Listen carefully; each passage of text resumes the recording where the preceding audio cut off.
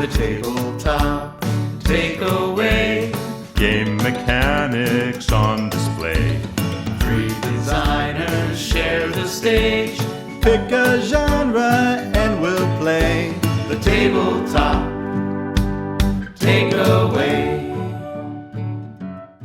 Welcome back to the Tabletop Takeaway. I'm Trevor Muller-Hagel. I'm Ananda Gunratna. And I'm Charlie McCarran. And today we're continuing our journey down memory game lane with this next one, Dream On. We weren't sure about Dream On at first, but let's go over it really quick. It's a very simple memory game where you in real time are playing cards and adding to a dream with a narrative. So you'll play a card, you'll say a little bit about the card, and then it's open for the next person. You are timed at 2 minutes to play the cards. Each person has 3 cards in their hand, and you draw after you play a card. So there's no real turn order. If you have inspiration, go ahead and play the card and continue the dream. That's it in a nutshell. Once you get through the whole dream, you're going to play it backward. Not unlike, actually, Mamma Mia. Not backward. I mean, forward. You play it in the same order. In the same order, just like Mamma Mia in a strange way. Yeah. Where you go back through what you did. Yeah. You flip the deck upside down, and Yep. one at a time you have to know what. The fun part is that you're doing it in turn order now, just going around the table, where before everything was kind of chaotically being thrown in because you're trying to get as many points as possible as a group because it's cooperative. So yeah, it's a cooperative memory game.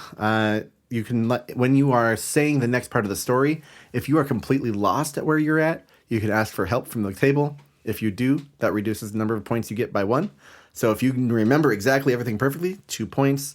If you need help, it's 1 point. If you fail, it's minus 2 points from the group score. But you're throwing so many cards down there, it really doesn't really impact you that much when you do have negatives. Yeah, but that's kind of it in a nutshell, I think. Did I miss anything? No, I think that's a pretty good description. It reminds me a lot of Once Upon a Time, which we did on a previous episode. Yeah, in our storytelling series. And I think I like it a little bit more as a storytelling game. Yeah. Specifically because the incentives align to telling a coherent story. Because you need the events. You have very little time, right? You're trying to put down cards as fast as possible, and you need for the events of each card to link strongly to the next one. The dream theme, I think, works well in its favor here because the narrative can diverge quite rapidly, but you still need to make sure that things fit together. Yeah. Yeah, we kind of learned our lesson after the first game where we were just rapid fire putting things down, thinking like, we'll be able to remember these things. And we did. We remembered a decent amount, but we still screwed up maybe 3 times, and we needed a lot of help from each other. Yeah. But the second time around, I think it's really felt cool that we could get better at both remembering the story and making the story better to remember by like linking cards together a little more visually. So like, I as I played one card the first round, I realized like probably the most strong linking was when I linked a skull to a rabbit by saying that the rabbit was like eating off the skull.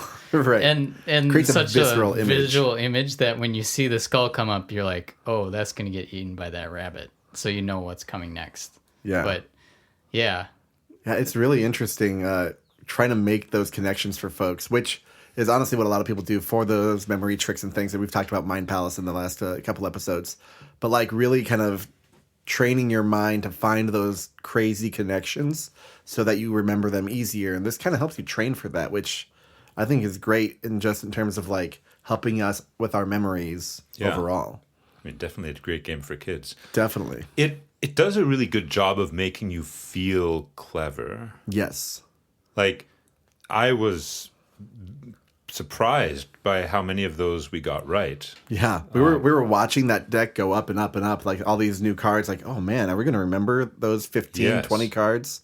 Mm-hmm. And how many we got right without help, especially in that second round. Yeah. There. Yeah. And you feel clever not just for remembering, but like for the creativity part. Because it's kind of feels like the most rapid fire creativity Yes. game. Yeah. Because, like, you know, storytelling games, yes, you're being creative, but you're not doing it like in 1 second with a card. Right. And we soon found out when we realized like the back scoring chart. It's like, ooh, if we wanted to get the top score, we would have needed to play like at least 50% more cards than we did, or maybe double the amount of cards. 50% more cards and still get most of them, if not all of them, perfect. Right. Which is like, whew.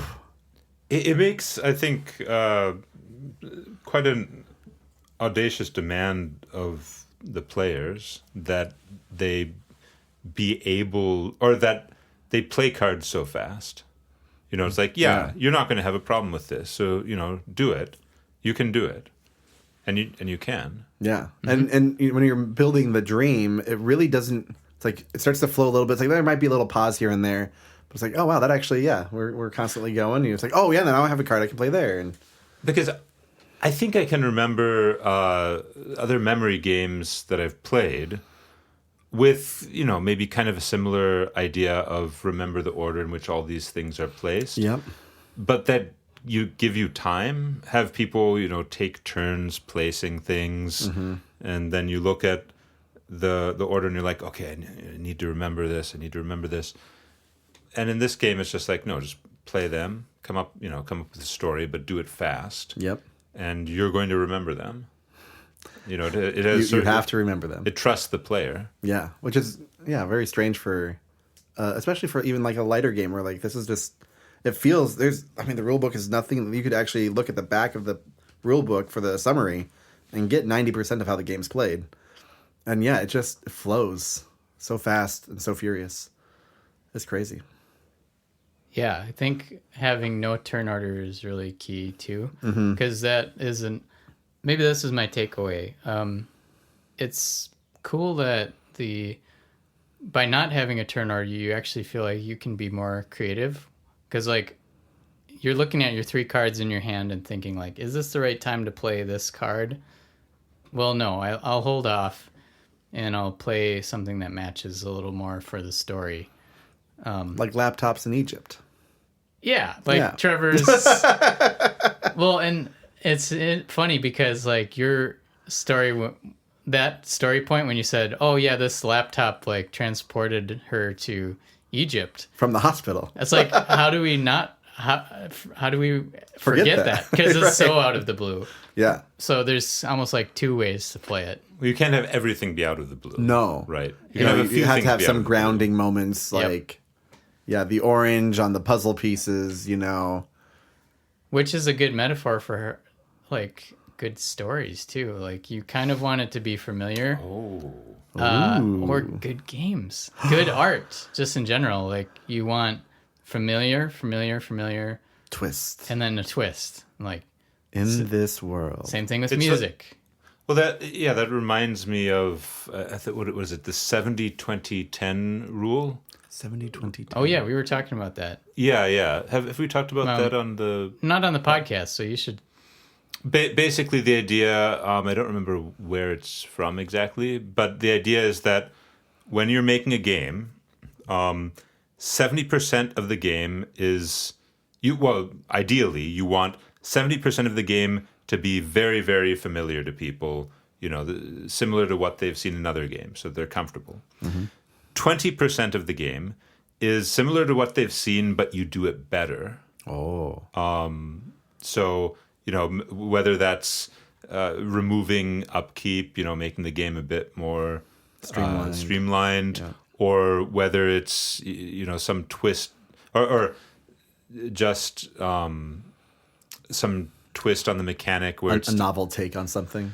I mean, not even necessarily a novel take, but just a take that works really well. Okay. So just doing the same thing but better. And then 10% of the game is just like something completely new, completely novel, never been seen before, but that's only 10%.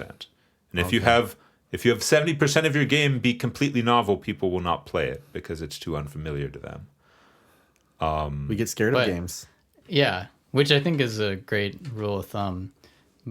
It's interesting applying it to a game like this, Dream On, though, because it's like, well, we are familiar with Dreams. play a card, draw a card, Oh, yeah. and stories And timers. and timers. Yep.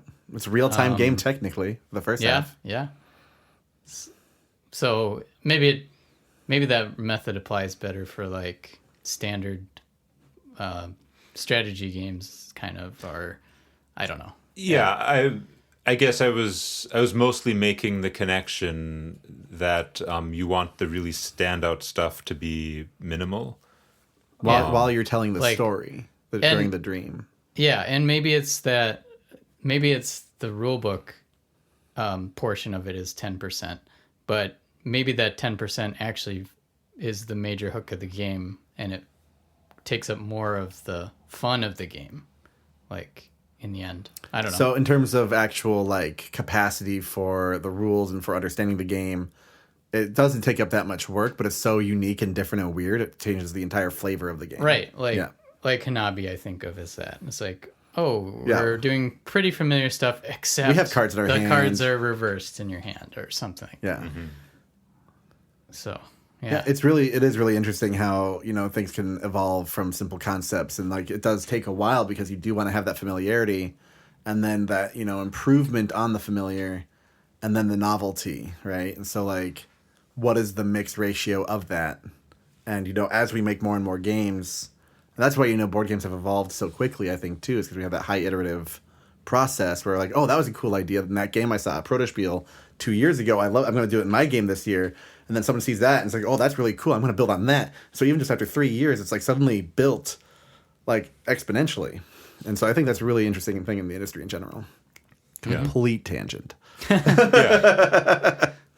I mean, so looking at this in contrast to the other games that we've played in this series so far, this we one... had, for a refresher, Yep. we just played Trio and Mamma Mia, both card games that use memory. Yeah, and I think the main difference here is the focus on mnemonics, on ways to... on how you remember. The other games just sort of ask you to remember. And this game is like, okay, the game is about how are you going to string these events together so they're memorable. Which I think is where the real opportunity for creativity in memory games comes in. Because just saying, okay, you have to remember this stuff. I don't know that's that interesting. I mean, I totally agree. I think it's like the first time I've played a game that had really intentionally you're creating a way to remember these things. Like you might figure that out. Like in Trio, we talked about, well, you can do that in your head of like, well, remember which row and column these numbers are in, but yeah. Yeah, It's pretty cool. It really makes the players feel very creative. Yeah, and normally in memory games you don't think about creativity because it's highly logical. Like you're trying to just remember a sequence, but like this is like you're actually creating something and to help yourselves remember it, like we're saying. It takes it in a new direction, which I was very, very surprised by. Yeah.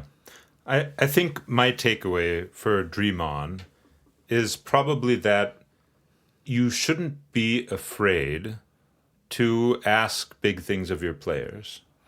This game asks you to memorize like 20 to 30 cards in rapid succession, which sounds quite difficult, but is in fact entirely doable.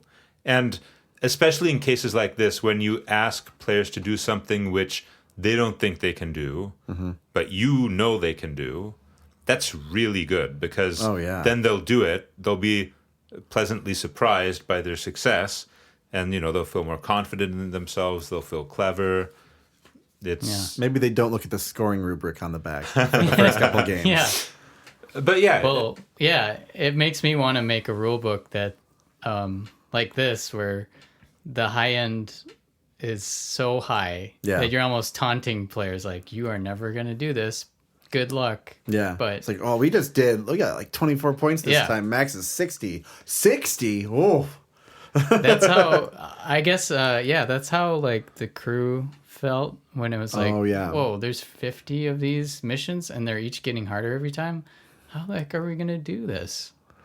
But yeah, Interesting. you Yeah. get better at the game, and yeah, So I think my takeaway is going to come from the memory narrative portion, which is the main whole game, right? But the impetus being on the player to create those kind of moments to help their friends remember. Because this is a co-op game. It's the only memory co-op game that I know about.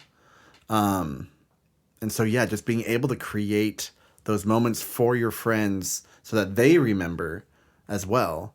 But you may also have to remember. And, like, I wasn't doing a good enough job listening. I was looking at what I was going to be playing. And when it came to actually, like, choosing the cards, that was very apparent to me. And when I thought back, like, oh, yeah, I was definitely focused on playing my cards still instead of listening to the story, listening to the dream that's going on. So, like, creating a game that can actually encourage you to listen to everyone is really interesting. yeah. And actually, what you said made me think there's another aspect to this game that we didn't explore that much, but like the theatricality of it too. Yeah. Like when you're saying, well, you want to make it easy for everyone to remember. Well, what if you are like Having characters you make it like do a funny character voice or something. I don't know. Or like facial expression. Yeah. Oh, yeah. You could go crazy with it if you want. Oh no, we're going to Egypt. Like gesture stabbing. Yeah. Yeah, really anything that humans use to. And really, it's actually the transitions. It's not the moment itself. It's not the card in your hand. You are telling the transition from one card to the next. Mm-hmm. Yeah. And that's what's really... It's actually not even the components that you're focusing on. Mm-hmm. It's like the in-between spaces, which is really cool. Well, that was a very complicated and strange takeaway, so I'll stop there. Nice. Well, yeah, that's Dream On. And we will be talking next time with our bonus episode on memory games. Hey, thanks for listening to The Tabletop Takeaway. This podcast is made possible by listeners like you. So please tell your friends and visit our website at thetabletoptakeaway.com, where you can suggest games and mechanics for us to cover next on the show.